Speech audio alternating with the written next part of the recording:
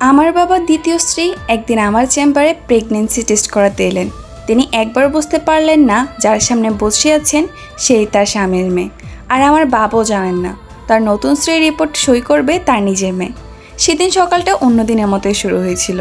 রোগীর ভিড় ছিল বেশ ভালো, একের পর এক রোগী দেখছিলাম, কিন্তু তখনই আমার সহকারী এসে বলল, ম্যাডাম, একজন নতুন রোগী এসেছে, প্রেগনেন্সি টেস্ট করাতে চান। আমি মাথা নেড়ে বললাম, ভিতরে পাঠান।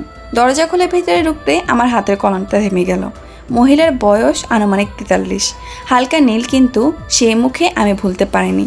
6 মাস আগে ফেসবুকে একটি ছবিতে এই মুখটাই দেখেছিলাম। আমার বাবার পাশে দাঁড়িয়ে হাসছিলেন তিনি। ছবির ক্যাপশনে লেখা ছিল, নতুন জীবনের নতুন শুরু। সেই দিনে জানতে পেরেছিলাম বাবা দ্বিতীয় বিয়ে করেছেন।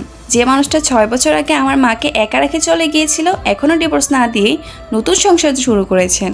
আমি অবশ্যই কখনো বাবাকে ফোন করে কিছু জানতে চাইনি, কারণ তিনি যখন চলে গিয়েছিলেন তখন শুধু মাকে নয়, আমাকে ছেড়ে গিয়েছিলেন।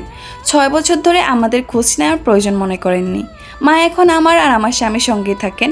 মা আজও আইনগতভাবে বাবার স্ত্রী, তবুও বাবা যেন আমাদের জীবন সব সম্পর্কে কাগজে কলমে না ভেঙেও বাস্তবে শেষ করে দিয়েছেন।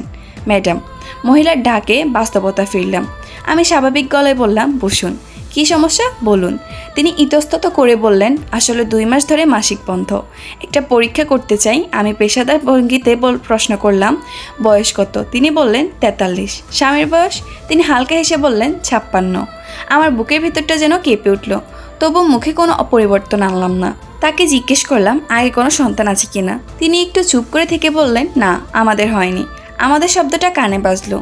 আমি প্রেগনেন্সি পোর্শন একটি পরীক্ষা লিখে দিলাম। তারপর বললাম, রক্তের নমুনা দিন, রিপোর্টে বিকেলে পাওয়া যাবে। তিনি কৃতজ্ঞ চোখে তাকিয়ে বললেন, ধন্যবাদ ম্যাম। সবাই বলছিল এই বয়সে মা হওয়া কঠিন, কিন্তু আল্লাহ চাইলে সবই সম্ভব। তার চোখের এই আশাভরা দৃষ্টি দেখে অদ্ভুত অনুভূতি হলো। রাগ, ঘৃণা নাকি করুণা, আমি নিজেও বুঝতে পারলাম না। তিনি বেরিয়ে যাওয়ার পর অনেকক্ষণ চুপচাপ বসে রইলাম। ঠিক তখনই আমার মোবাইল বেজে উঠল। স্ক্রিনে ভেসে উঠল আমার মায়ের নাম। ফোন ধরতে মা বললেন, মা, আজ একটু তাড়াতাড়ি আসিস, তোর বাবা এক আত্মীয় নাকি আমায় খুঁজছিল, কি যেন জরুরি কথা আছে। আমি অবাক হয়ে বললাম, বাবার আত্মীয় আমাদের কেন খুঁজছে? মা উত্তর জানতেন না।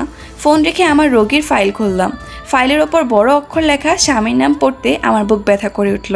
নামটা ছিল আমার বাবার নাম। বিকেলের দিকে চারপাশটা কেমন যেন থমথমে হয়ে গেল। চেম্বারটা এসিটা সচল থাকা সত্ত্বেও আমার কপালে বিন্দু বিন্দু ঘাম জমছিল। টেবিলের ওপর রাখা রিপোর্টের খামটার দিকে আমি তাকিয়ে আছি। ল্যাবের টেকনিশিয়ান একটু আগে রিপোর্টটা দিয়ে গেছে। রিপোর্টে যা এলো তা এক কথায় মিরাক্কেল। 43 বছর বয়সে প্রাকৃতিকভাবে কনসিভ করা কঠিন হলেও বাবার দ্বিতীয় স্ত্রী, যার পুরো নাম সুরাইয়া বেগম, তিনি সত্যি সত্যি গর্ভবতী। পজিটিভ রেজাল্টটা জলজল করছে আমার চোখে।